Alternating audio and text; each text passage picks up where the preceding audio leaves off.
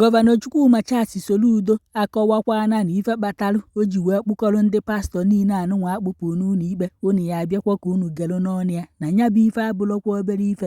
na Charlie Nwamgbafọ na ebe a wee na-akọwa na ndị pastọ niile ọ kpụkọje na fa asaga asịsa na aka fa adịghọkwa ọcha na fa so n'obodo adịghọ mma na ndị pastọ unu fụrụ na fa na-eme alenji miracle alenji testimony n'ọfa pụta fa ejekwuo ndị mmadụ ụgwọ ndị agha bịa n'ụlọ ụka nye testimony si na fa akpụgburu isi kama na kịta na fa afụbago ụzọ na fa na-ele ma mmiri nsọ ma mmanụ nsọ wee na-aghọrị ndị memba chọọchị fa ife ọkọrọ ebe a bụlọkwa otu ọ bụlọkwa ịbụọ wee sịkwa na ndị pastọ anụnwa n'ọfa pụta fa egbuolu mmadụ amụma na onye nwa na-emeghụ nọ ndị ezinụlọ gị ume na ịgahọ n'ihu iweruzie ya wee je na-ebusa ndị ezinụlọ ya ilo na fa etisago ọtụtụ ezinụlọ na ọfụfa na-afụ ụbụ sọọsọ ajọ ife na fa ahakwa afụ ezigbo ife na ọfasizie mmadụ na ya anwụ na moto ya akụwu na ife nwa ya emeghụ fafụchazie ya iwe jekwuru nya bụ pastọ wee sị ya kedu ife a ya eme ka ife a ghara ime na mgbe anyị ije akwa n'ala ebe ahụ na fa ejidegokwa ahụ n'ọrụ iwee buruzie ATM kaadị fa ewee fa wee mịwa ahụ ka fa miwuo n'ọfa bịafa na-ele mmiri nsọ n'ụlọ ụka fa tụ ụnọ na-agwọ ya ma mmanụ nsọ mana ahụ ya bafa fa ejee n'ụlọ ọgwụ jee obodo oyibo nke bụ na Bishọp Emeka unu na-afụ ebe a amakwa m ife o merụ ndị mmadụ nke onye nke a nke ihe ka njọ ife a na-adọ ya n'ihu akwụkwọ bụ Generator Pass My Neighbor a sị na onwe mgbe ọ yara ahụ mgbe nwanụ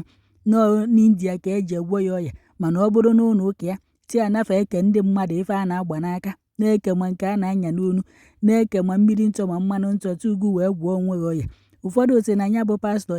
abụọkwa m ụkọrọ na unu jezie na kọmentị unu na ife ndị mmadụ na-anyụsiti ebe ahụ na ya bụ ife abụlọkwa obere ife ọtụtụ ndị mmadụ nọ wee na-ekene Charlie Nwamgbafọ maka ndị pastọ anụnwa ọkpụkọje wee sị na fa bụ ekperi mana fa bụ ndị oshi o nwere ndị nke sị na mgbe fachi ime travel pastọ wee sịfa na fa bịazie n'ọfisi fa ka o kpeelufe ekpere mekwafa nke nwa na ọ bụ na o meghie na njem agha ya aga na ndị pastọ a bụ ndị ochi na-ekperi ma azụrụ azụ ka fa bụ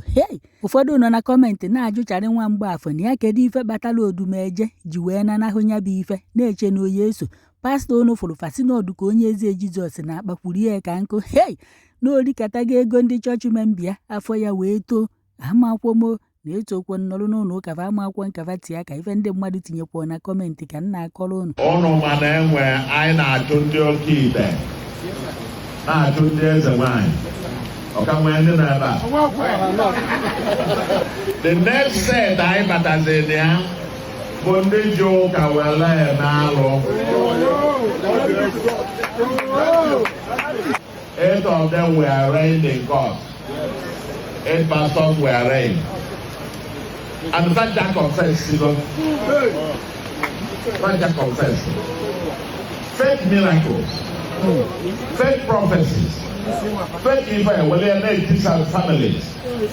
Will they make the age and bego? What a man of warrior, of your boy, the uncle will be there and put the mother way to the now for a don't get up with the weaver. I want to go and influence the weaver game and I'm all for death. Or for one year maybe, or for accident, or for your name, whereas they get to I can leave again, whereas they didn't know. Say the all you know, come along and be free, and you get to I can do very well.